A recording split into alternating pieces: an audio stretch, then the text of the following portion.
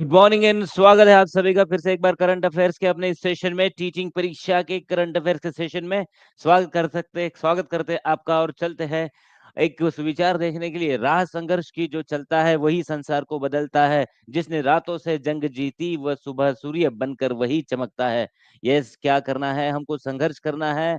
और रात जंग किससे जीतनी? अपने आप से और रातों से। मतलब इसका मतलब है दिन रात एक करके हमें पढ़ाई करनी है और सक्सेसफुल बनना है। चलिए रिवीजन कर लेते हैं कल की हमने जो जो पढ़ा था, सारी कल के करंट अफेयर्स का। Good morning to all. 97वें ऑस्कर अवार्ड 2025 में सर्वश्रेष्ठ फिल्म का पुरस्कार किसे मिला है? सर्वश्रेष्ठ फिल्म का पुरस्कार हम पूछ रहे हैं। Which movie won the best picture award at 97th Oscar awards 2025? Option है Oppenheimer, Anora, Killers of the Flower Moon. किसने? ये आप सभी ने सही आंसर दिया है। गुड मॉर्निंग के साथ हम एनोरा का स्वागत करते हैं और हमारा आंसर है एनोरा। नेक्स्ट वाला क्वेश्चन रिवीजन के लिए। बैंक ऑफ बड़ौदा को आईएसओ 223012012019 प्रमाणन किस संगठन द्वारा प्रदान किया गया? Okay, which organization awarded the ISO certification to bank of Baroda? आपके ऑप्शन से भारतीय रिजर्व बैंक, अंतरराष्ट्रीय मानकीकरण संगठन या फिर ब्रिटिश स्टैंडर्ड्स इंस्टीट्यूशन। आंसर देना है आपको 15 सेकंड में। 15 सेकंड आपके पास है।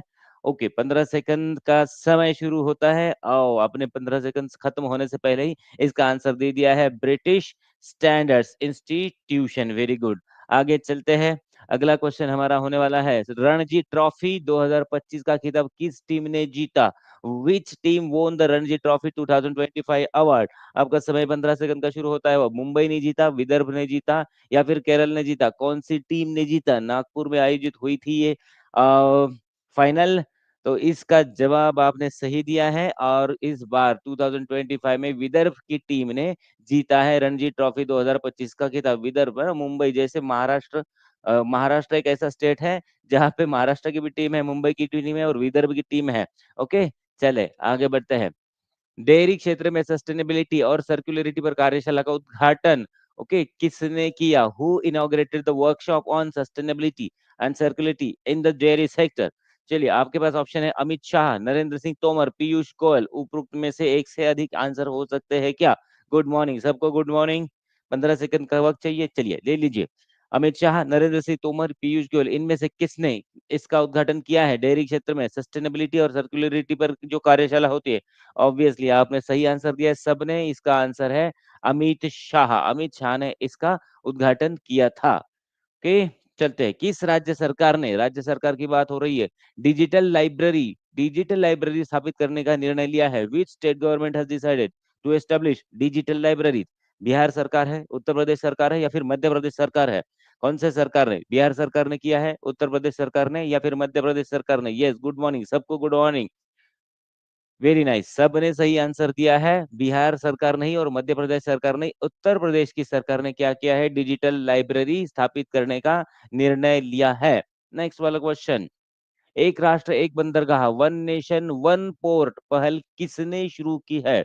Who launch the one nation one port initiative? Nitin Gadkari, Piyush Goyal, Sarbananda Sonowal. इनमें से तीनों में से किन्होंने ये पहल शुरू की है? इसका मतलब उसका उद्घाटन किया है या फिर उसका लॉन्च किया है? नितिन गडकरी जी है, पीयूष गोयल जी है, सर्बानंद सोनोवाल जी है। ओके, चलिए 15 सेकंड, ठीक है। चलिए 15 सेकंड की जरूरत नहीं, एक छोटा सा क्वेश्चन है ये इसका। फिर भी आपने 15 सेकंड से पहले इसका जवाब ऑलरेडी दे दिया है। ओके ओके, कुछ लोग पीयूष गोयल जी भी कह रहे हैं, लेकिन ध्यान रहे इसका जवाब है सर्बानंद सोनोवाल जी ने। किसने इसका जवाब दिया है? सर्बानंद सोनोवाल ने इसका उद्घाटन किया था। सशक्त भारत पत्रिका का विमोचन किस मंत्रालय द्वारा किया गया? विच मिनिस्ट्री रिलीज द सशक्त भारत मैगजीन?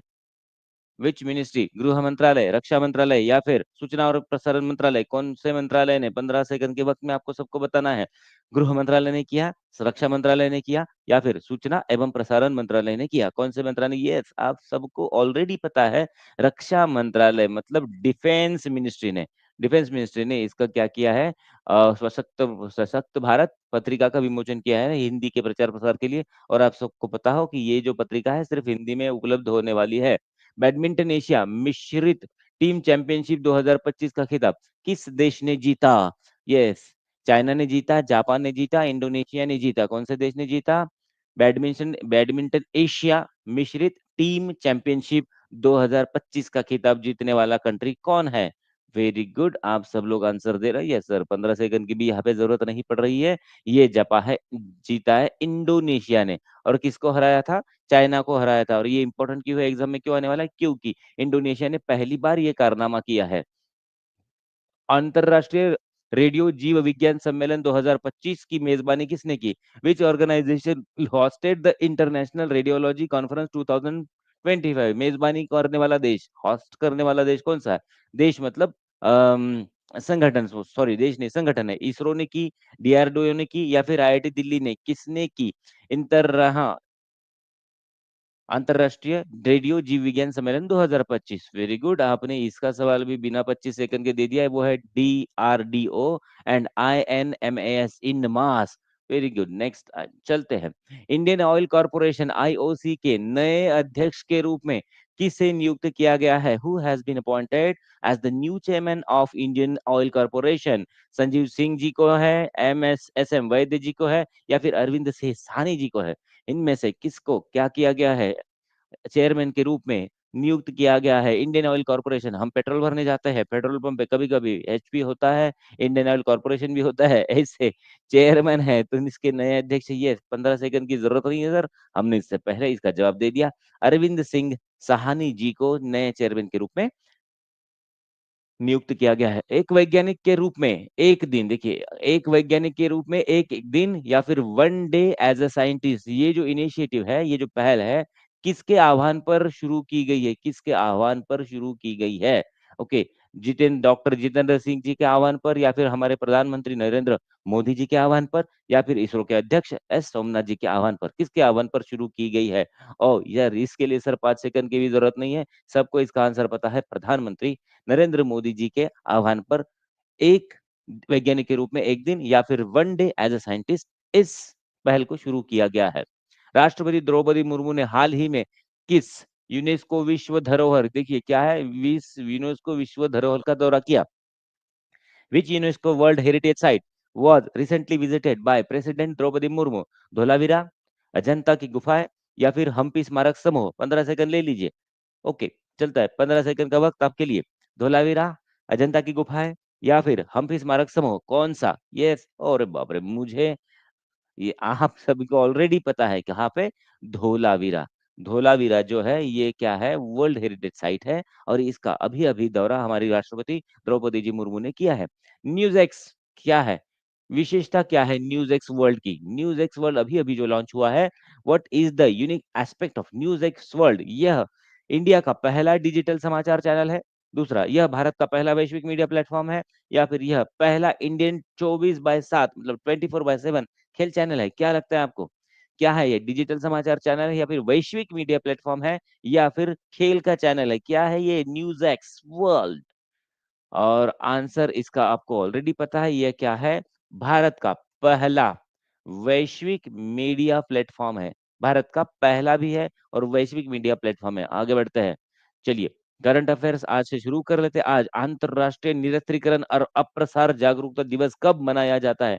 अंतरराष्ट्रीय निरस्त्रीकरण और अप्रसार जागरूकता दिवस है, when is international day for disarmament and non proliferation awareness day observe? Okay, good morning कहते हुए हम बता दें कि 5 मार्च, आज तारीख क्या है? 5 मार्च। हर साल 5 मार्च को क्या मनाया जाता है? International day for disarmament and non proliferation awareness. ये इस दिन का क्या है, इस दिन का इंपॉर्टेंस क्या है मैं बता देता हूँ। जो दूसरा महायुद्ध चल रहा था 1939 से 1942 तक, 45 तक, जापान पर, आपको पता है, हिरोशिमा और नागासाकी डे, जापान पर अमेरिका ने क्या किए थे? एटम बॉम्ब गिराए थे। और उस वक्त जो त्रासदी हुई थी, उस वक्त जो नुकसान हुआ था ना, उस नुकसान को दुनिया आज तक नहीं भूली है। ये जो आप देख पा रहे हो ना, ये किस चीज का चित्र है? ये उसी चीज का चित्र है जब एटम बॉम्ब फोड़ा जाता है और इतना बड़ा गुब्बारा निकलता है। तो उस नुकसान को, उस मानवीय नुकसान को दुनिया आज तक नहीं भूली है। वो 8 अगस्त और 9 अगस्त के वो दिन थे, सॉरी 6 अगस्त और 9 अगस्त के वो दिन थे, जब वो हिरोशिमा और नागासाकी हुई थी। ये इस हिस्ट्री में पूछा जाता है, इकोनॉमिक्स में पूछा जाता है, दुनिया के लगभग सारे एग्जाम्स में ये दिन पूछा जाता है। तो एटम बम से होने वाले नुकसान को सारी दुनिया आज तक भूली नहीं, इसीलिए ये दिन मनाया जाता है। किस लिए? यूनाइटेड नेशन द्वारा मनाया जाता है। डिसआर्ममेंट, डिसआर्ममेंट का क्या मतलब है? डिसआर्ममेंट का मतलब है कि आपके पास जो हथियार है ना, वो हथियार आप नष्ट करें, निरस्त्रीकरण करे, इसलिए ये दिन मनाया जाता है, सारी दुनिया में अवेयरनेस फैलाने के लिए। लेकिन हम लोग है कि हम अपनी सुरक्षा के नाम पर हथियार बढ़ाते ही जा रहे हैं, बढ़ाते ही जा रहे हैं। तो इसीलिए ये दिन मनाया जाता है। देखिए 5 मार्च को मनाए जाने वाले अंतरराष्ट्रीय निरस्त्रीकरण और अप्रसार, निरस्त्रीकरण और अप्रसार जागरूकता दिवस का उद्देश्य वैश्विक जनता की समझ को गहरा करना। क्या है? वैश्विक जनता की समझ को गहरा करना है कि निरस्त्रीकरण के प्रयास शांति और सुरक्षा को बढ़ाने, सशस्त्र संघर्षों को रोकने और समाप्त करने और हथियारों का कारण होने वाली मानवीय पीड़ा को रोकने में योगदान करते हैं। क्या हमें हमको हमको हम दूर से न्यूज़ पर युद्ध देखते हैं ना, उससे हमें कुछ नहीं लगता, लेकिन यूरोप, रशिया और यूक्रेन में जो लड़ाई चल रही है, उस लड़ाई में जिन लोगों के घर गए, किसी के माँ-बाप चले गए, किसी के बच्चे चले गए, उनको लगता है, उनको पता चलता होगा कि युद्ध से नुकसान कितना होता है।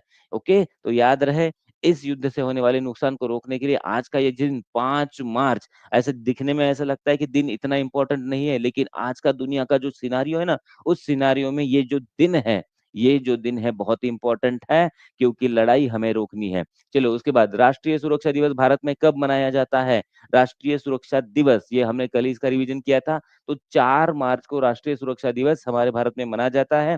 ओके, राष्ट्रीय सुरक्षा परिषद एनएससी, ओके, एनएससी की स्थापना 4 मार्च 1966 को की गई। देखिए राष्ट्र सुरक्षा और कल्याण विकसित भारत के लिए महत्वपूर्ण है इस थीम की, ये राष्ट्रीय सुरक्षा दिवस की आज इस साल की थीम है।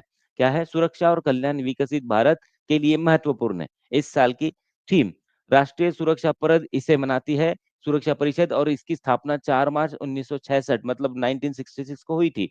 पहली बार कब मनाया गया? 4 मार्च 1972, याद रखें, 4 मार्च 1972 को ये पहली बार मनाया गया। उद्देश्य सभी उद्योगों में सुरक्षा जागरूकता बढ़ाना और कार्यस्थल पर सुरक्षा एवं कल्याण को प्रोत्साहित करना। याद रहे, एनएससी के द्वारा इसको मनाया जाता है। 1972 में सबसे पहले मनाया गया था और एनएससी की स्थापना हुई थी 1966 को। चलिए, महत्व कार्यस्थल पर सुरक्षा और कर्मचारी कल्याण को बढ़ावा देना, दुर्घटनाओं को कम करना और कार्यस्थल के खतरों की पहचान करना। राष्ट्रीय सुरक्षा परिषद की इसमें क्या भूमिका है? सड़क सुरक्षा, पर्यावरण सुरक्षा और समग्र मानव कल्याण की वकालत करना, कार्यस्थलों और सार्वजनिक क्षेत्रों में सुरक्षा नियमों का प्रचार करना, सुरक्षा उपायों और नीतियों पर जागरूकता बढ़ाने के लिए क्या करना है? विभिन्न कार्यक्रमों का आयोजन करना। याद रहे, नेशनल सुरक्षा परिषद एनएससी, ये विराट भाई को आप जानते हो, कल ही मैच हुआ है, कल सेमीफाइनल हुआ है आईसीसी ट्रॉफी का, ओके, चैंपियंस ट्रॉफी का, और इस चैंपियन ट्रॉफी में भारत ने ऑस्ट्रेलिया को हरा दिया, लगभग 4 विकेट से हरा दिया, और ये उस मैच के हीरो है। लेकिन हम क्या करने वाले हैं? तो कोहली क्या है? 300वें वनडे खेलने वाले भारत के कितने भी क्रिकेटर बने हैं अभी फिलहाल जल्द से, ओके, कांग्रेचुलेशन करते हुए भारत की टीम को। तो ये जो विराट कोहली, इन्होंने 300वां वनडे खेला, कल तो उनका 301वां वनडे था, तो 300 वनडे खेलने वाले विराट कोहली कितने नंबर के प्लेयर है? इससे पहले भारत के कितने प्लेयर क्या है 300 से ज्यादा वनडे खेल चुके हैं? तो ये है 7वें, कितवे? 7वें। भारत में इनसे पहले 6 लोगों ने 300 से ज्यादा, क्या 300 या 300 से ज्यादा वनडे मैच खेले, ये 7वें है। विराट कोहली ने 2 मार्च 2025 को न्यूजीलैंड के खिलाफ अपना 300वां वनडे खेला, हो सकता है ये एग्जामिनेशन में आ जाए।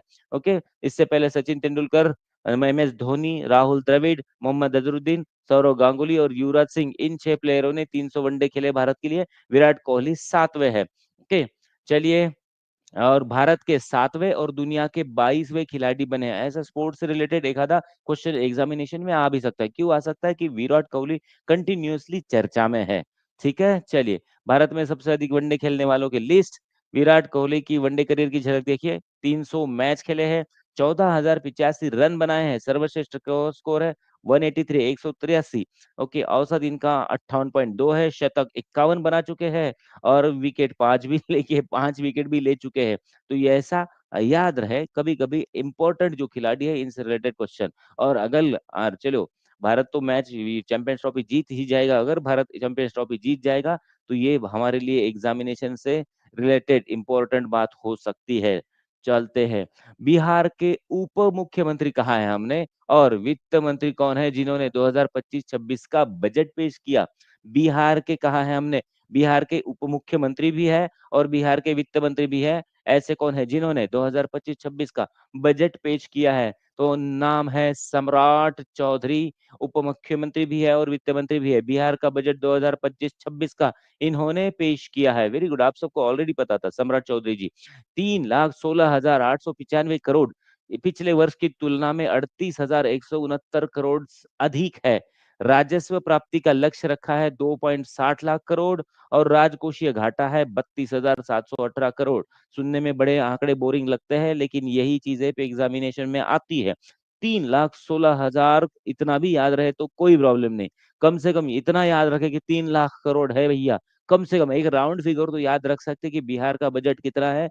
कम से कम राउंड फिगर में 3 लाख करोड़, और 3,16,000 करोड़ याद रखते हो तो कोई बात नहीं। हाँ ठीक है, 3,16,895 करोड़। प्रमुख बजटीय प्रावधान क्या है, शिक्षा विभाग के लिए 60,694 करोड़, स्वास्थ्य विभाग के लिए 20,335 करोड़, गृह विभाग 17,831 करोड़, ग्रामीण विकास के लिए 16,093 करोड़ और ऊर्जा विभाग के लिए 13,484 करोड़। तो यहाँ देखिए, हाँ अभिमान की बात है, गर्व की बात है, 60,964 करोड़ शिक्षा विभाग के लिए बिहार सरकार ने रखा है। कॉन्ग्रेचुलेशंस करने वाली बात है।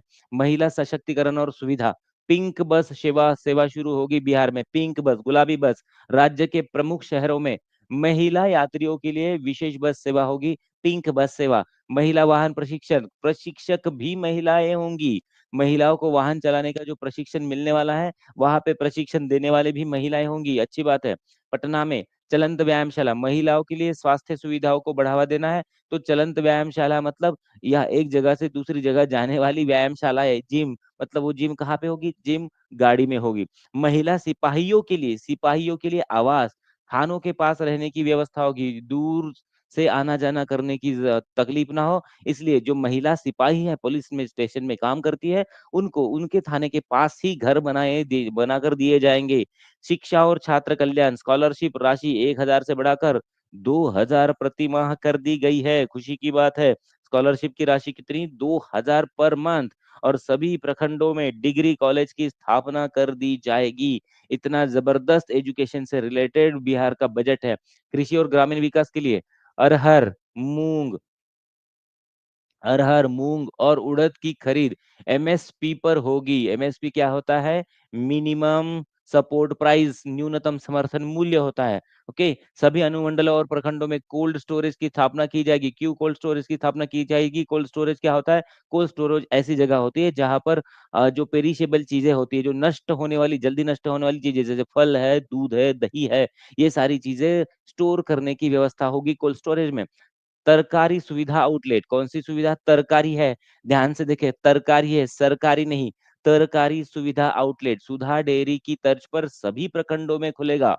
परिवहन और आधारभूत संरचना में क्या किया गया है, वेरी नाइस, पूर्णिया हवाई अड्डा अगले 3 महीनों में शुरू किया जाएगा, ऐसा आश्वासन दिया गया है।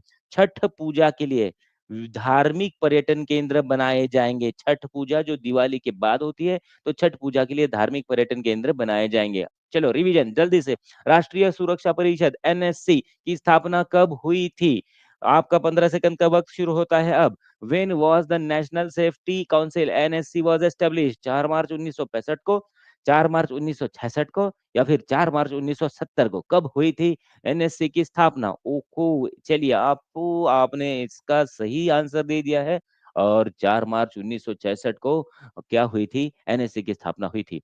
नेक्स्ट वाला क्वेश्चन, बिहार में कृषि क्षेत्र के लिए कौन सी नई योजना लागू की गई है, 15 सेकंड का वक्त शुरू होता है अब। What new scheme has been introduced for the agriculture sector in Bihar, दलहन तिलहन खरीद योजना, न्यूनतम समर्थन मूल्य पर अरहर मूंग और उड़द की खरीद, या फिर कोल्ड स्टोरेज की स्थापना, या फिर उपरोक्त में से एक से अधिक भी इसके ऑप्शन हो सकते हैं। ध्यान से क्वेश्चन पढ़िए। दलहन तिलहन खरीद योजना भी हो सकता है, एमएसपी वाली योजना भी हो सकता है, या फिर कोल्ड स्टोरेज की स्थापना हो सकता है, या फिर तीनों के तीनों हो सकते हैं। आपका समय खत्म होता है अब, और इसका सही जवाब है उपरोक्त में से एक से अधिक, क्योंकि ये भी है, ये भी है, और कोल्ड स्टोरेज की स्थापना करना भी उद्देश्य है। तो ध्यान से रख के क्वेश्चन को ध्यान से पढ़ते जाइए। अगला क्वेश्चन है, विराट कोहली 300 वनडे खेलने वाले भारत के कितने क्रिकेटर बने हैं? Virat Kohli became which number cricketer to play 300 ODIs?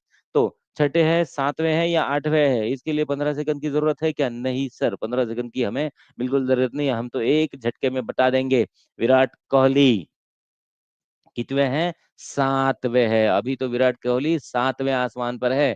क्यों ना हो, क्योंकि कल ने अपने अकेले के दम पर उन्होंने कल ऑस्ट्रेलिया को हरा दिया। हमने 2023 19 नवंबर 2023 को जो फाइनल हुआ था, उस फाइनल ने ऑस्ट्रेलिया ने जो भारत को हराया था, भारत ने उसका बदला कल ले लिया है। और देखते हैं फाइनल में हमसे कौन मिलता है चैंपियंस ट्रॉफी में। बिहार सरकार की तरकारी सुविधा आउटलेट योजना किस चीज से संबंधित है? आपका समय शुरू होता है अब। फल और सब्जी विक्रय केंद्र है, डेयरी उत्पादों की बिक्री है, या फिर ग्रामीण क्षेत्र में खाद्य प्रसंस्करण केंद्र है? कौन सा है? बिहार गवर्नमेंट तरकारी सुविधा outlet scheme is related to. आपका समय खत्म होता है अभी। और अगर आपने इसका जवाब दिया है फल और सब्जी विक्रय केंद्र, तो आप सही है। इसका जवाब है फल और सब्जी विक्रय केंद्र, क्योंकि तरकारी से हम अंदाजा लगा सकते हैं, तरकारी। ओके, तरकारी से याद रहे, तरकारी से फल और सब्जी विक्रय केंद्र ये होने वाला है। नेक्स्ट, बिहार बजट 2025-26 में कुल बजट राशि कितनी है? कुल बजट राशि कितनी है? What is the total budget amount for Bihar in 2025-26? आपका समय तो ऑलरेडी शुरू हो चुका है, 10 सेकंड में ही आपको बताना है। 2,80,000 करोड़, 3,16,000 करोड़, या 3,50,000 करोड़?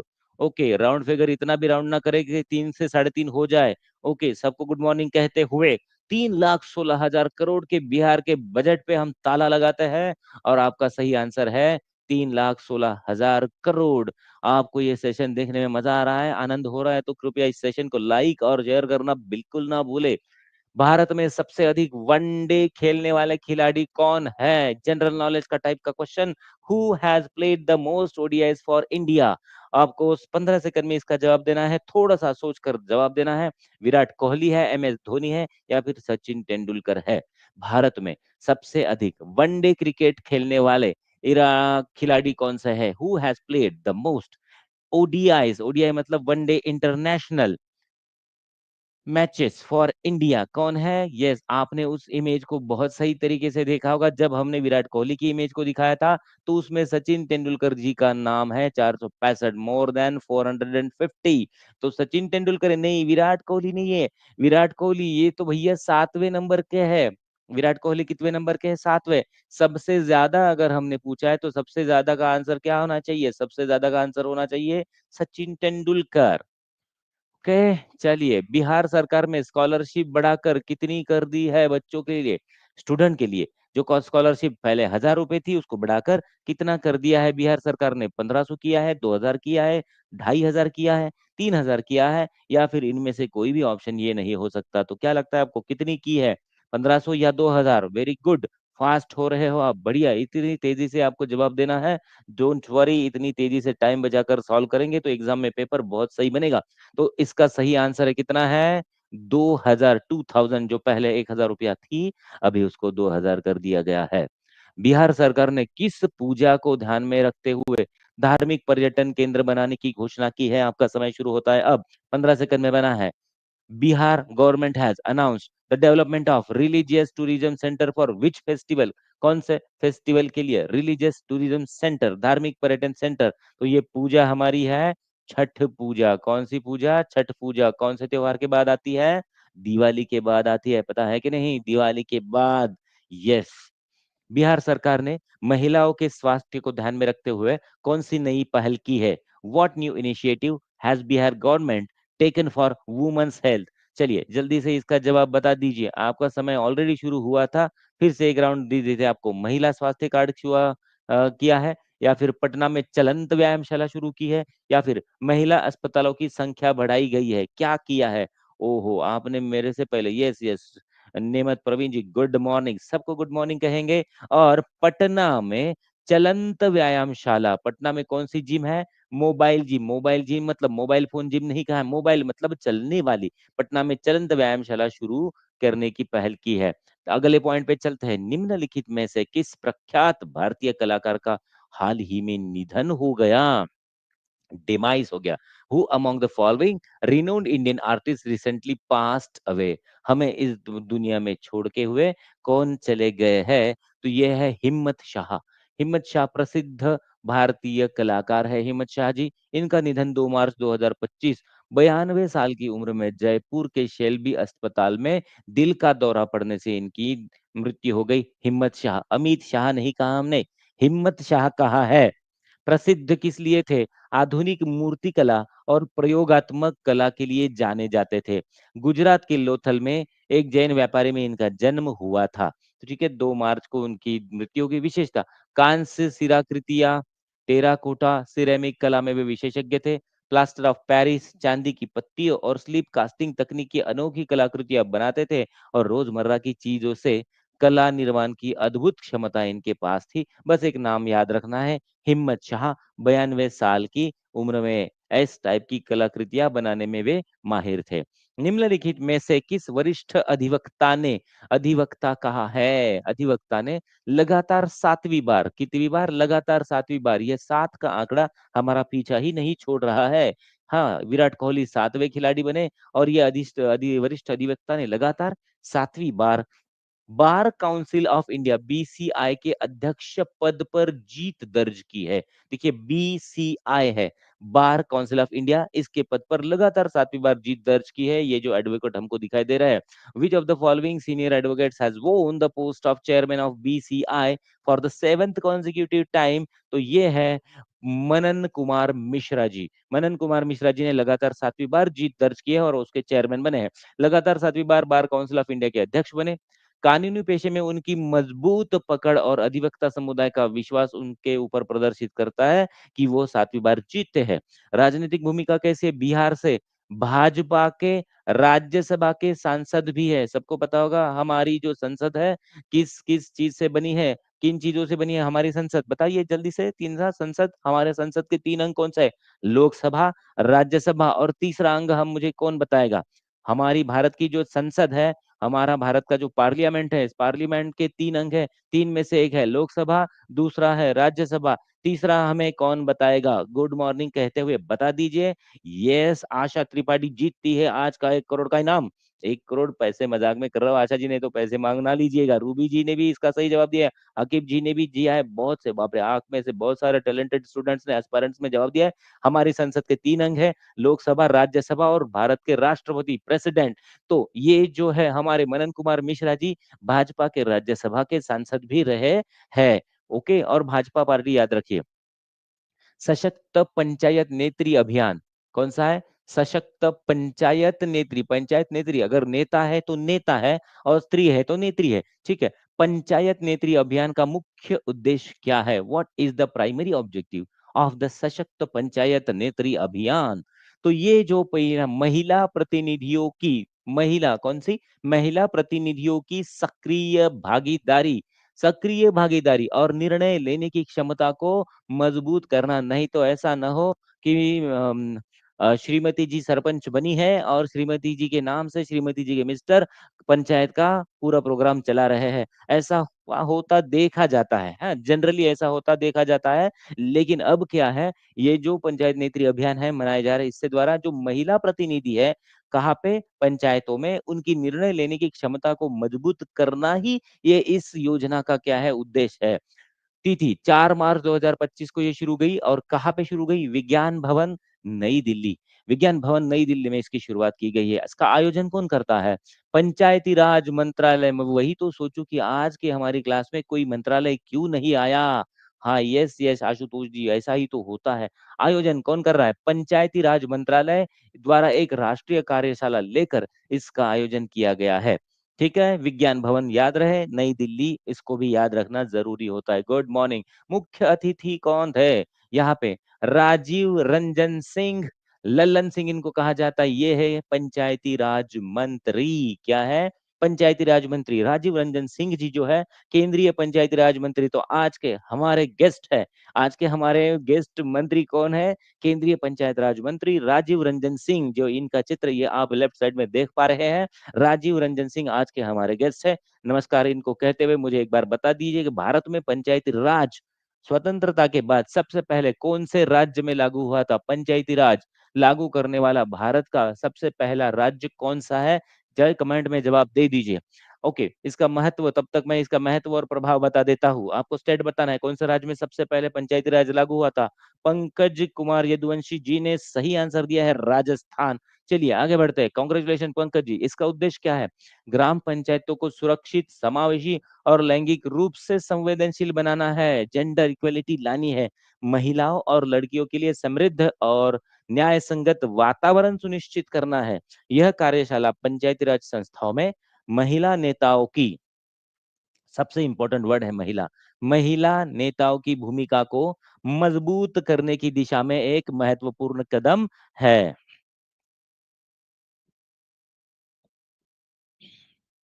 चलिए, थैंक यू। राजस्थान, मैक्सिमम लोगों ने राजस्थान सही जवाब है। हिम्मत शाह किस क्षेत्र से प्रसिद्ध है? चलिए बताइए, क्वेश्चन रिवीजन कर लेते हैं। हिम्मत शाह किस क्षेत्र के लिए प्रसिद्ध है? समय तो आपका ऑलरेडी शुरू हुआ है। हिम्मत Shah was famous in which field? जिनका अभी अभी निधन हुआ है 92 साल की उम्र में। मूर्ति कला और प्रयोगात्मक कला में, संगीत और नृत्य में, या फिर सिनेमा के निर्देशन में? ओ, सना जी ने सबसे पहले आंसर दिया है क्या? नहीं, ओ मैक्सिमम बहुत सारे लोगों ने सही आंसर दिया है। मूर्ति कला और प्रयोगात्मक कला, स्कल्पचर एंड एक्सपेरिमेंटल आर्ट के लिए वे प्रसिद्ध थे। कौन? हमारे हिम्मत शाह, जिनका अभी अभी निधन हुआ है। नेक्स्ट वाला क्वेश्चन रिवीजन के लिए। हिम्मत शाह की कला में किस सामग्री का प्रयोग प्रमुखता से किया जाता था? Which material were predominantly use in Himmat Shah art work? समय आपका शुरू होता है, अब बताइए। कांस्य शिराकृतियां, terracotta, ceramic, plaster of Paris, चांदी की पत्तियां, स्लिप कास्टिंग, या रोजमर्रा की चीजों से कला का निर्माण करते थे? ध्यान से पढ़ना है इस क्वेश्चन को। कांस्य की कलाकृतियां, terracotta, ceramic, plaster of Paris, चांदी की पत्तियां, स्लीप कास्टिंग, या फिर रोजमर्रा की चीजों से कला का निर्माण करते थे? आशुतोष नारायण जी ने इसको सही पकड़ लिया है। इसका सही जवाब है उपरोक्त में से एक से अधिक। क्यों? ये भी है, ये भी है और ये भी है। इन तीनों चीजों से वो क्या करते थे? अपनी कलाकृतियां बनाते थे हिम्मत शाह जी, इसीलिए तो फेमस हुए हैं। नेक्स्ट वाला क्वेश्चन। मनन कुमार मिश्रा किस राज्य से राज्यसभा सांसद भी है? मनन कुमार मिश्रा जो लगातार 7वीं बार बार काउंसिल ऑफ इंडिया के चेयरमैन चुने जा चुके हैं, किस राज्य से राज्यसभा सांसद है? उत्तर प्रदेश से, बिहार से, या फिर झारखंड से? क्यों आपको 15 सेकंड की जरूरत लगेगी? सीधा सीधा आंसर जवाब दे सकते हैं कि उत्तर प्रदेश से है, बिहार से है, या झारखंड से है। मिश्रा जी, मनन कुमार मिश्रा जी लोगो जो लगातार 7वीं बार बने हैं, आपका समय वैसे भी हो चुका है खत्म। और वो बिहार से क्या है? बिहार से राज्यसभा के सांसद रह चुके हैं मनन कुमार मिश्रा जी। क्लियर? चलिए आगे बढ़ते हैं। सशक्त पंचायत नेत्री अभियान का मुख्य उद्देश्य क्या है? सशक्त पंचायत नेत्री अभियान, what is the primary objective of the सशक्त पंचायत नेत्री अभियान? ऑप्शन, चलिए वक्त तो दे देते 15 सेकंड का आपको। पंचायत में महिलाओं की सक्रिय भागीदारी बढ़ाना, ऑप्शन ए। ऑप्शन बी है पंचायत में महिलाओं को सुरक्षा प्रदान करना। ऑप्शन सी है महिला नेतृत्व को मजबूत करना। ध्यान से पढ़िए और पढ़कर जवाब दीजिए, वक्त कहीं जाने वाला नहीं है। पंचायत में महिलाओं की सक्रिय भागीदारी बढ़ाना, वेरी गुड। पंचायतों में महिलाओं को सुरक्षा प्रदान कराना, नो प्रॉब्लम। और महिला नेतृत्व को मजबूत करना, अगर देखा जाए तो ये तीनों के तीनों क्या है? हमारे सही आंसर है। तो ऑप्शन डी हमारा हो जाता है ऑप्शन उपरोक्त में से एक से अधिक, सब के सब। नेक्स्ट वाला क्वेश्चन। सशक्त पंचायत नेत्री अभियान का आयोजन किस मंत्रालय द्वारा किया गया था? राजीव रंजन सिंह जिसके मंत्री हैं, वो किस मंत्रालय द्वारा आयोजन इसका किया गया है? ऑप्शन आपका 15 सेकंड का वक्त तो शुरू कर देते। महिला एवं बाल विकास मंत्रालय लगता है, या फिर पंचायत पंचायत राज मंत्रालय लगता है, या फिर ग्रामीण विकास मंत्रालय लगता है? कौन सा मंत्रालय आपको लगता है जिसने सशक्त पंचायत नेत्री अभियान का आयोजन किया गया या फिर किया है? कौन से मंत्रालय ने? डी क्यों करेगा? डी नहीं। महिला एवं बाल विकास मंत्रालय, ministry of women and child development, panchayat raj ministry, ministry of panchayat raj या फिर मिनिस्ट्री ऑफ रूरल डेवलपमेंट। ओहो साजमल के जी, सही आंसर है पंचायत राज। कौन सा? पंचायत राज मंत्रालय, मिनिस्ट्री ऑफ पंचायत राज, इसने क्या किया है? इसका आयोजन किया है। सशक्त पंचायत नेत्री अभियान की कार्यशाला कहाँ आयोजित हुई? Where was the workshop for सशक्त पंचायत नेत्री अभियान ऑर्गेनाइज्ड? 15 सेकंड का वक्त ले लीजिए, लेकिन ध्यान से पढ़कर इसका जवाब मेंशन कमेंट में मेंशन कर दीजिए। सशक्त पंचायत नेत्री अभियान कहाँ पे? ओहो, 15 सेकंड भी नहीं लगाए आपने। विज्ञान भवन नई दिल्ली में इसका आयोजन हुआ था। नेक्स्ट वाला क्वेश्चन देख लेते हैं 2025 क्वेश्चन का नेक्स्ट वाला टॉपिक। 2025 Bengaluru open ATP tennis singles का खिताब किसने जीता? बेंगलुरु ओपन एटीपी टेनिस है, okay. Who won the 2025 Bengaluru open ATP tennis singles title? Brandon Holt. किसने जीता है? ब्रैंडन होल्ट ने ये खिताब जीता है। ब्रैंडन होल्ट कौन से देश के हैं? अमेरिका के हैं। उपविजेता जापान के हैं। शिंटारो मोचिजुकी। स्थान कहाँ पे हुआ है? KSLTA tennis stadium Bengaluru. अब ये बेंगलुरु की एटीपी टेनिस स्पर्धा है तो ये बेंगलुरु में ही होगी। तो विजेता ब्रैंडन होल्ट, उपविजेता शिंटारो मोचिजुकी। इतनी सारी चीजें याद नहीं रही तो भी चलेगा, लेकिन अमेरिका के ब्रैंडन होल्ट याद रहे, इतना भी याद रहा तो अच्छा है। विजेता जोड़ी डबल्स का खिताब भी था उसमें। डबल्स आपका ये हमारे लिए इंपॉर्टेंट है। डबल्स की जोड़ी में अनिरुद्ध चंद्रशेखर है। अनिरुद्ध चंद्रशेखर जो भारत के हैं। हाँ, यस, हाँ भारत के हैं। और भारत के साथ कौन है? रेहो। नाम देखिए कैसा है, नाम है रेहो। और ये कहाँ के हैं? ताइवान के हैं। भारत की और ताइवान की जोड़ी ने मिलकर क्या जीता है? डबल्स का खिताब जीता है। और उपविजेता रहे थे ब्लैक बेडल्डन और मैथ्यू क्रिस्टोफर। ये ये कहाँ के? ऑस्ट्रेलिया के थे। ठीक है, तो ये हमारे लिए हमारे लिए इंपॉर्टेंट क्या है कि डबल्स का खिताब अनिरुद्ध चंद्रशेखर और रेहो। जैसे ना एग्जामिनेशन में पूछे जाते हैं ना, कभी कभी ये पूछा जाता है कि अनिरुद्ध चंद्रशेखर कौन से खेल से रिलेटेड है, तो यहाँ से एक अतिरिक्त क्वेश्चन, छोटा वाला एक क्वेश्चन भी बन जाता है।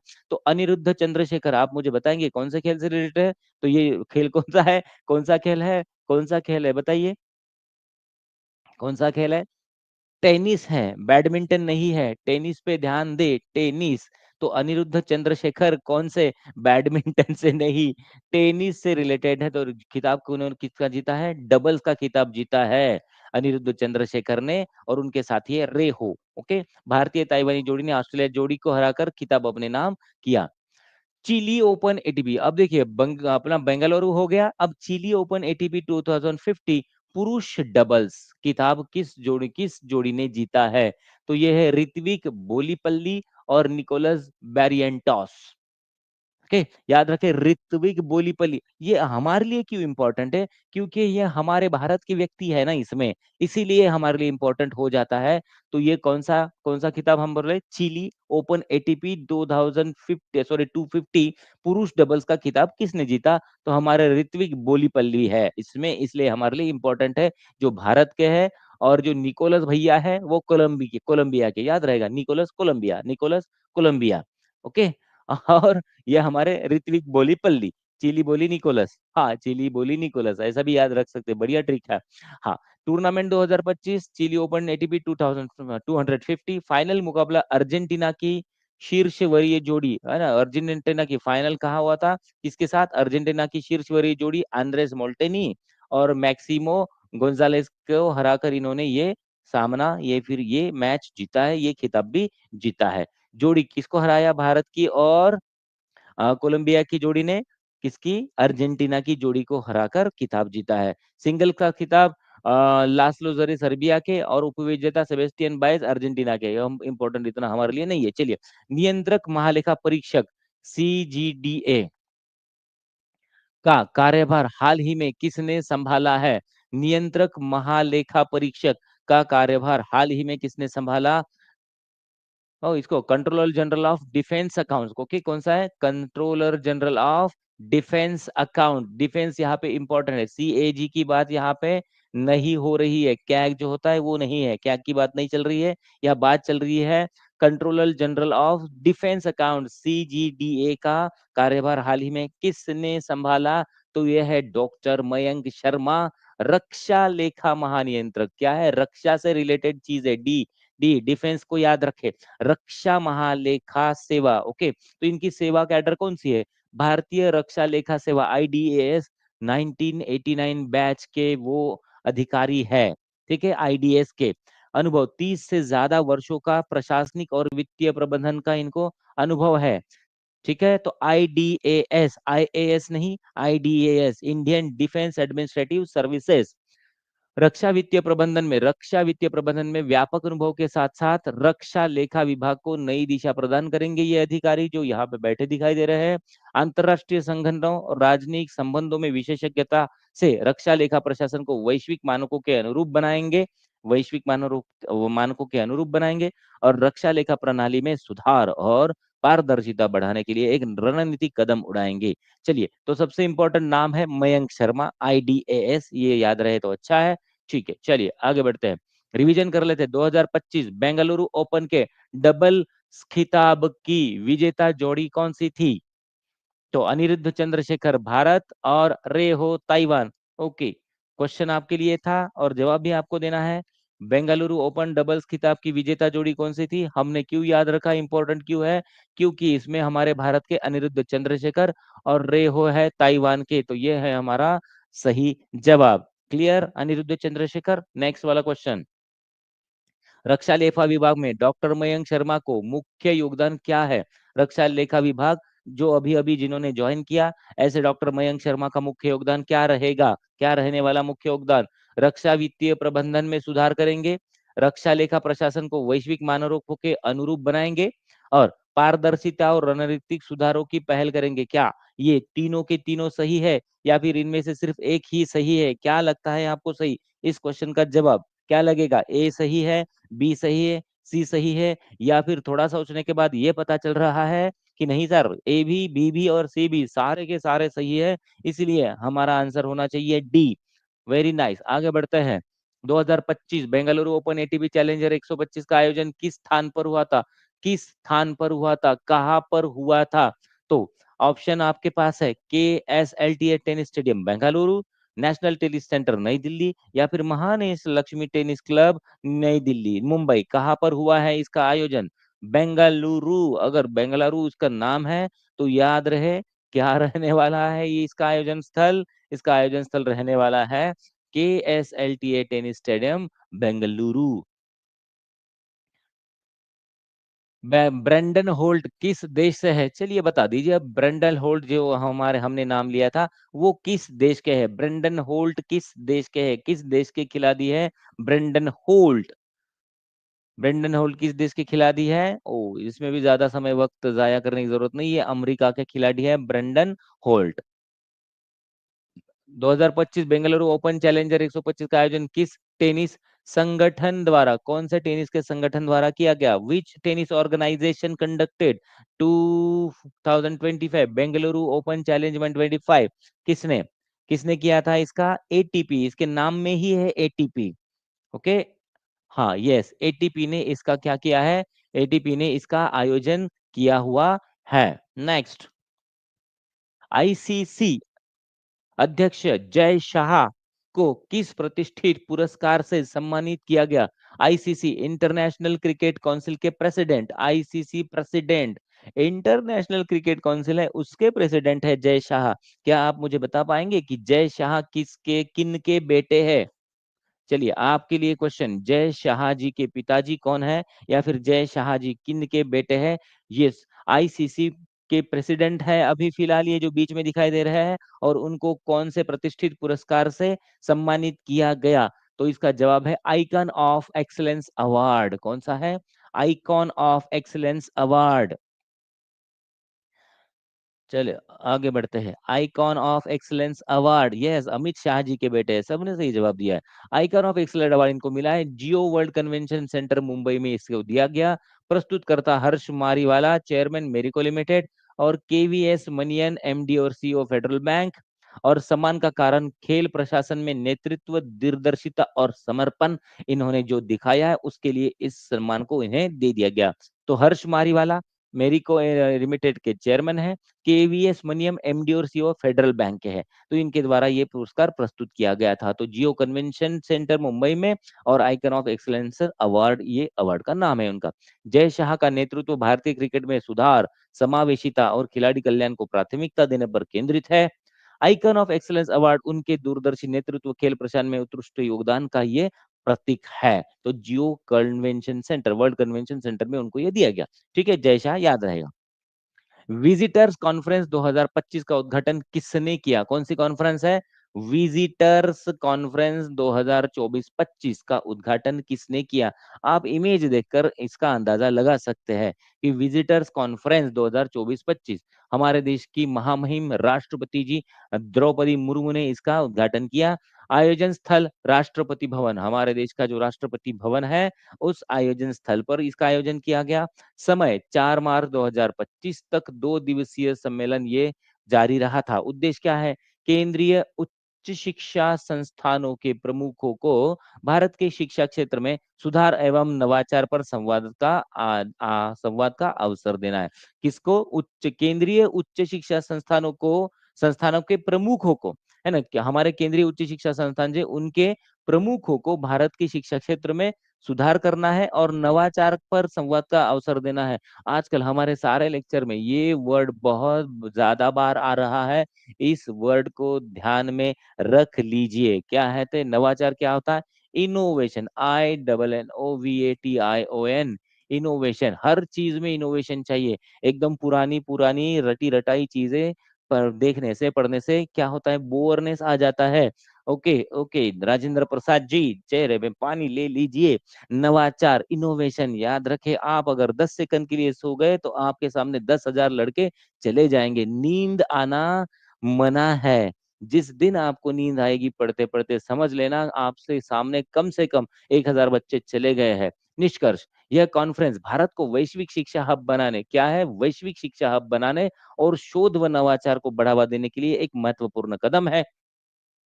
राष्ट्रपति ने भारतीय शिक्षा प्रणाली को उत्कृष्ट, समावेशी और शोध केंद्रित बनने पर जोर दिया, जिससे भारत वैश्विक स्तर पर अपनी पहचान मजबूत कर सकेगा। ओके, चला आगे बढ़ते हैं।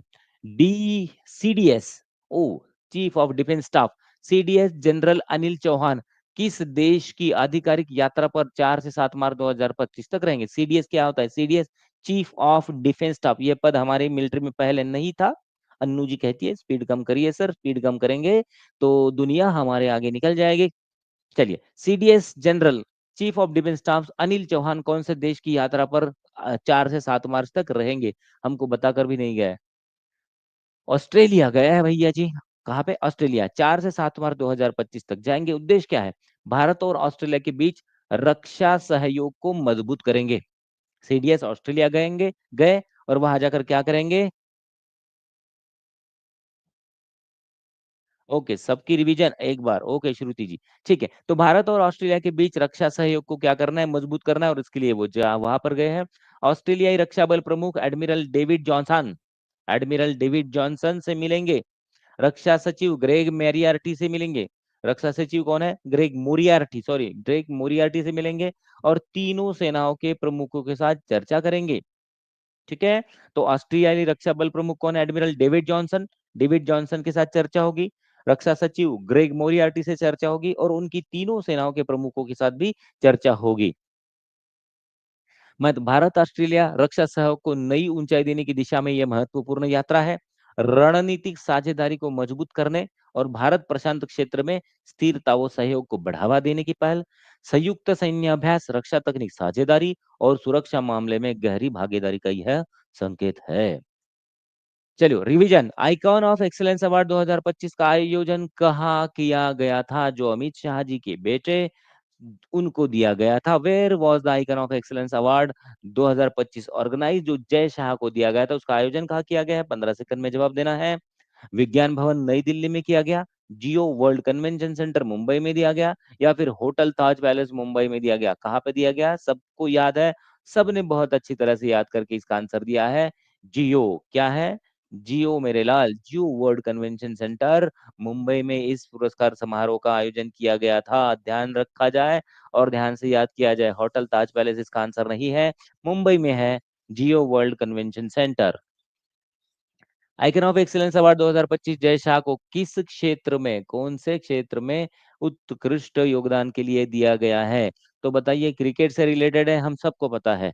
ओके, तो खेल प्रशासन में नेतृत्व और दूरदर्शिता, भारतीय क्रिकेट में सुधार और समावेशिता, खेल वित्त और प्रबंधन, किस चीज के लिए दिया गया है? या फिर इसका सवाल, इस सवाल का जवाब डी भी हो सकता है, क्योंकि खेल प्रशासन में नेतृत्व और दूरदर्शिता पे सुधार किया है और समावेशिता की है क्रिकेट में, खेल वित्त और प्रबंधन भी इन्होंने अच्छी तरह से किया है, इसलिए सही जवाब हो जाता है उपरोक्त में से एक से अधिक।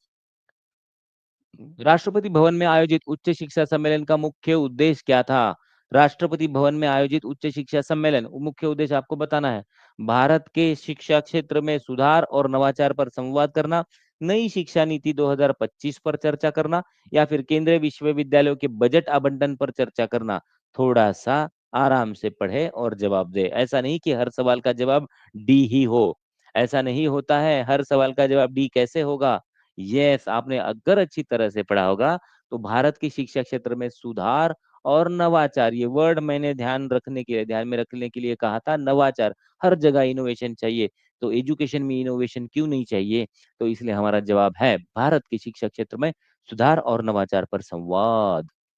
जनरल अनिल चौहान ऑस्ट्रेलिया यात्रा का मुख्य उद्देश्य क्या है? हमारे जो CDS है, chief of defence staff general Anil Chauhan, इनकी ऑस्ट्रेलिया यात्रा का मुख्य उद्देश्य हमें बता दीजिए। 15 सेकंड का वक्त भले ही ले लीजिए। भारत ऑस्ट्रेलिया रक्षा सहयोग को मजबूत करना, ठीक है। सैन्य आभास और रणनीतिक साझेदारी पर चर्चा करना, ये भी ठीक है। भारत प्रशांत क्षेत्र में स्थिरता और सहयोग बढ़ाना, ये भी ठीक है, सही है। इसका भी जवाब क्या कर देंगे हम? इस क्वेश्चन का जवाब उपरोक्त में से एक से अधिक। वेरी नाइस, आगे बढ़ते चलो। संयुक्त राष्ट्र मानवाधिकार परिषद HRC, यूएन, अब यूएन है तो यूएन ह्यूमन राइट्स कमीशन, हाँ, UNHRC होता है वो, संयुक्त राष्ट्र का, इसलिए United Nations human rights commission का 58वां नियमित सत्र कब और कहाँ पर आयोजित किया जा रहा है? UNHRC, United nation human rights commission, sorry council, United nation human rights council है वो, तो इसको कहाँ पे आयोजित किया जा रहा है? ये हो रहा है आयोजित जिनेवा, स्विट्जरलैंड, स्विट्जरलैंड की जिनेवा में इसका आयोजन होगा। ये मानवाधिकार परिषद का 58वां नियमित सत्र होगा, 24 फरवरी से 4 अप्रैल 2025 तक चलने वाला है। भारत का प्रतिनिधित्व कौन करेंगे? अरिंदम बागची करेंगे। कौन करेंगे? अरिंदम बागची संयुक्त राष्ट्र में भारत के स्थायी प्रतिनिधि है। अरिंदम बागची क्या है? संयुक्त राष्ट्र में भारत के स्थायी प्रतिनिधि निधि है। ओके, अरिंदम बागची, स्थायी का मतलब होता है परमानेंट। मुख्य विषय, भारत के लोकतांत्रिक मूल्यों और जम्मू कश्मीर में प्रगति को उजागर करना, भारत के लोकतांत्रिक मूल्यों को और जम्मू कश्मीर में प्रगति को उजागर करना है इसका विषय भारत की तरफ से। चलिए, भारत की लोकतांत्रिक उपलब्धि को गिनाना है, जम्मू कश्मीर में विकास और वैश्विक मंच पर निष्पक्षता की मांग को मजबूती से रखना, ये हमारा उद्देश्य रहने वाला है। भारत ने हाल ही में किस मिशन के तहत, कौन से मिशन के तहत हाइड्रोजन ईंधन वाली बसों और ट्रकों के लिए पायलट परियोजना शुरू की है? हाइड्रोजन कहा हमने, पेट्रोल नहीं कहा है। हाइड्रोजन ईंधन वाली बसों और ट्रकों के लिए पायलट परियोजना शुरू की है। पायलट परियोजना का मतलब है जो शुरुआत में की जाती है वो वाली परियोजना। नहीं तो आप सोचते बैठेंगे सर बसों और ट्रकों को चलाने के लिए पायलट क्यों चाहिए? पायलट तो विमान चलाते हैं, हेलीकॉप्टर चलाते हैं। तो पायलट परियोजना का मतलब ही है शुरुआत में, जो सबसे शुरुआत में शुरू होती है वो वाली परियोजना, पथदर्शी परियोजना जिसे हम कहते हैं। राष्ट्रीय हरित हाइड्रोजन मिशन कौन सी योजना है? राष्ट्रीय हरित हाइड्रोजन मिशन। ओके, तो इसका उद्देश्य, परियोजना का उद्देश्य क्या है? हाइड्रोजन ईंधन को परिवहन के रूप में अपनाने की व्यवहार्यता का आकलन करना। ठीक है, हमने बोल तो दिया कि पेट्रोल की जगह हम हाइड्रोजन यूज करेंगे, लेकिन उसकी व्यवहार्यता कितनी है, प्रैक्टिकलिटी कितनी है? नहीं तो पता चला कि हाइड्रोजन भरते गए और 1 घंटे में गाड़ी ब्लास्ट, हाइड्रोजन बॉम्ब। ऐसा नहीं होना चाहिए, ऐसा होना चाहिए क्या? नहीं है। चलो, ओके, थैंक यू। CBI परियोजना का उद्देश्य है व्यवहार्यता का आकलन करना, जीवाश्म ईंधन पर निर्भरता कम करना है। क्या करना है? जीवाश्म ईंधन पर निर्भरता कम करना है और स्वच्छ ऊर्जा को बढ़ावा देना है। किसको बढ़ावा देना है? स्वच्छ ऊर्जा, क्लीन एनर्जी, जिससे प्रदूषण कम है, ओके, कम हो। राष्ट्रीय हरित हाइड्रोजन मिशन के तहत हाइड्रोजन ईंधन वाली बस और ट्रकों की यह पायलट परियोजना भारत को ऊर्जा क्षेत्र में क्या करेगी? ऊर्जा क्षेत्र में आत्मनिर्भर बनने की दिशा में एक ऐतिहासिक कदम है। इससे हम क्या होंगे? ऊर्जा क्षेत्र में आत्मनिर्भर होंगे। कहाँ पे? ऊर्जा क्षेत्र में आत्मनिर्भर होंगे। इससे टिकाऊ परिवहन, स्वच्छ ऊर्जा समाधान और वैश्विक हरित ऊर्जा बदलाव में भारत की भूमिका को मजबूती मिलने वाली है। जनरल स्टेटमेंट है। चलिए नेक्स्ट, प्रधानमंत्री नरेंद्र मोदी ने किस देश के नए संघीय चांसलर को बधाई दी? अब ये चांसलर वर्ड आ गया तो समझ जाइए एक ही कंट्री होता है, ओ जर्मनी, लेकिन उसके साथ ऑस्ट्रेलिया के भी चांसलर है। कौन सा है? ऑस्ट्रेलिया के चांसलर। तो ये प्रधानमंत्री नरेंद्र मोदी ने किस देश के नए संघीय चांसलर? ऑस्ट्रिया, ऑस्ट्रेलिया नहीं कहा है। ओके यस, अच्छा नेहा जी इंग्लिश, ओके। तो ऑस्ट्रिया नहीं है, ये क्या है? ऑस्ट्रिया है। डेट 4 मार्च 2025। क्रिश्चियन स्टॉकर कौन है? क्रिश्चियन स्टॉकर के federal chancellor of Austria, okay. ये ऑस्ट्रिया याद आ रहा है आपको? Austria, yes Austria. ऑस्ट्रेलिया नहीं, लिया नहीं, लिया नहीं, ऑस्ट्रिया, याद रखे, ऑस्ट्रेलिया नहीं, ऑस्ट्रिया। फिर से एक बार अपनी करिश, आपने अपनी एग्जाम इसको क्या क्या आपकी जो स्पेलिंग है उसको उसको करेक्ट कीजिए। This is not Australia, this is Austria. देखिए यहाँ आप देख पाएंगे AUSTRIA, this is Austria. Austria के चांसलर, ऑस्ट्रेलिया के तो प्रधानमंत्री होते हैं, ऑस्ट्रिया के चांसलर है। देखिए आपको याद अगर आ रहा होगा तो पहला फर्स्ट वर्ल्ड वॉर को याद कीजिए, और इसका ऑस्ट्रिया से कुछ रिलेशन है ये क्या? या फिर फर्स्ट से है, अगर फर्स्ट से नहीं है तो second world war, okay, second world war, इनको याद कीजिए। ये पहले से या फिर दूसरे, इनमें से कौन से युद्ध से ऑस्ट्रेलिया का रिलेशन है? ओके। चलिए, पीएम मोदी ने क्रिश्चियन स्टॉकर को, ऑस्ट्रेलिया के चांसलर को बधाइयां दी। ओके चलते हैं।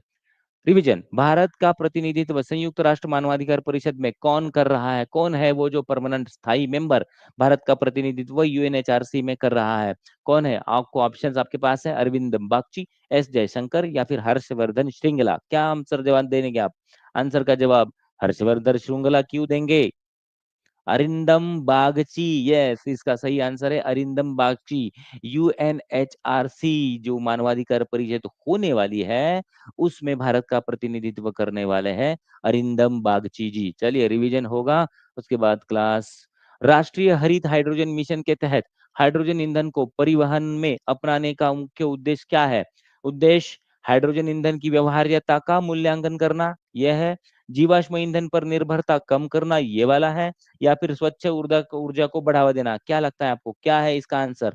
स्वीति पटेल जी कहती है सर ABCD तीनों, ABC तीनों है। इसका मतलब है हमारा आंसर उपरोक्त में से एक से अधिक। वेरी गुड, लाइक और शेयर करने मत भूले इस सेशन को। किस नेता ने 4 मार्च 2025 को ऑस्ट्रिया के संघीय चांसलर के रूप में शपथ ली है? शपथ ली है, बधाई दी की नहीं बात चल रही है। कौन से? ऑस्ट्रेलिया के संघीय चांसलर जो है, फेडरल चांसलर, ओके इसको इंग्लिश में कहे तो ज्यादा अच्छा रहेगा। ऑस्ट्रिया के फेडरल चांसलर के रूप में किसने शपथ ली है? किसने ली है? ओलाफ शोल्ज ने ली है, क्रिश्चियन स्टॉकर ने ली है, या फिर अलेक्जेंडर शायनबर्ग ने ली है? तो ये है क्रिश्चियन स्टॉकर। कौन है? क्रिश्चियन स्टॉकर जी ने क्या किया है? ऑस्ट्रिया के फेडरल चांसलर के रूप में शपथ ली है। क्रिश्चियन स्टॉकर, क्या है? स्टॉकर। Thank you. चलिए, तो ये क्रिश्चियन स्टॉकर जी के साथ, उनकी शपथ के साथ, जिनको हमारे प्रधानमंत्री जी ने क्या किया है? प्रधानमंत्री जी ने बधाई दी है।